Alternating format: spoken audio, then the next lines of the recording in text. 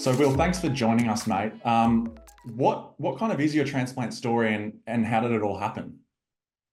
So when I was growing up, I was diagnosed with so when I was born, sorry, I had transposition of the great arteries, which is a pretty major surgery, 3 weeks old. So then I had that, and then where medicine was back in 1992 wasn't as advanced as it is now, and essentially what that operation caused. So obviously it saved my life, but then it causes a pressure between the heart and lungs, which sort of led to pulmonary hypertension, which was unknown at the time. So I was in and out of the children's hospital. I wasn't extremely unwell, but my sisters, my two elder sisters, are very fit, and then I sort of struggled with breath forever. So I could still very much play sport. I still very much could do nippers, but I absolutely couldn't do long distance running and all of those other things. So my parents knew something was up. So I went to the children's hospital quite a bit. I was diagnosed with asthma. And then when I was around 16, I became increasingly out of breath. And then eventually I got referred from the children's hospital to a Professor David Tellermeyer, who was at RPA. And he sort of did one ultrasound and said I had pulmonary hypertension. And then thereafter that day, he referred me to Professor Alan Glanville.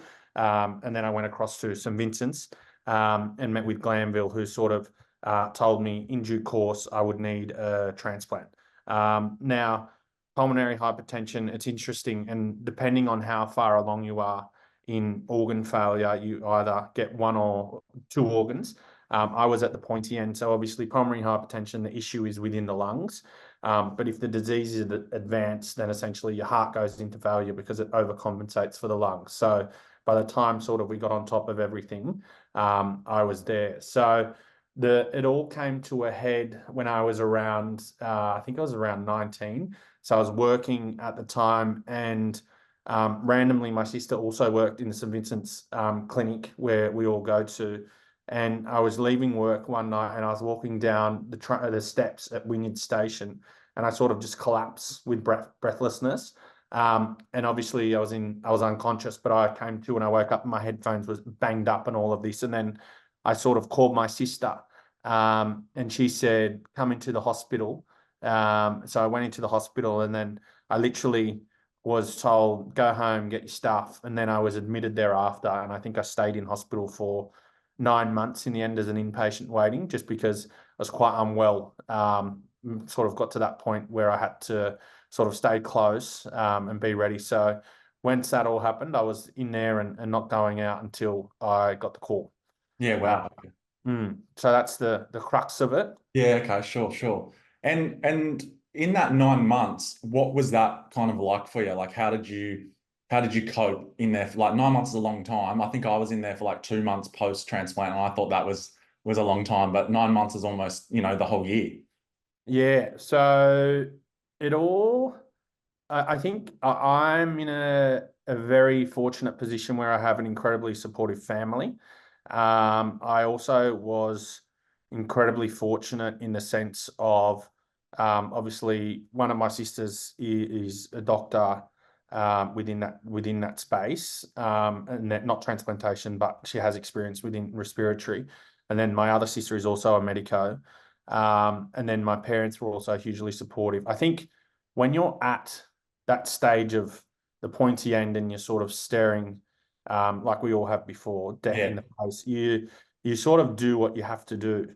And of course, my emotions, sure, in a not a dark place is not the word that I use to describe it, but it's tough. But at the same time, you don't have a choice. So you sort of can look to get on with things. And I think the why I was so fortunate is my family. So my dad's a farmer and they live in the country. So I felt significantly more sorry for my parents who had to uproot everything for 9 months, move to Sydney, live at the hospital Yeah. or proximity to the hospital, Yeah, yeah. than myself. And at the same time, I was so unwell. I didn't really have the time to dwell on all of the other things. I just had to focus on staying alive. In saying that, I found things that kept me busy because you're in there for 9 months. and we all like to be doing. You can't just be sitting things. I get laughed at because I haven't really watched. I've watched probably 10 movies in my life or 10 shows. So I found all of these other interesting and wonderful things to do while I was in there. But to be honest, mate, it's you, and you would have probably been in this position too. You don't have a choice. So you sort of just have to get on with it, and it's day by day. But towards the end of those 9 months, I was really unwell, and I wasn't. I hadn't given up, and I don't want to say I'd given up, but you're complacent with what will be will be. Yeah. And hopefully for me, I was going to get what I needed to, and what I was very lucky to get. But at the same time, I was also equally as complacent that if it didn't come to fruition, then that was okay too. So I think when you get to that stage of sickness or being unwell, it's terribly frightening, but at the same time, when you're living in it, it's very different. And I don't want to say I was petrified or scared or any of those things, and it's not because I'm a martyr or any of that. It's just like you're living through it, and I felt that it was a lot scarier for my family who wasn't living it, but they were witnessing it, and they didn't have the control that I did.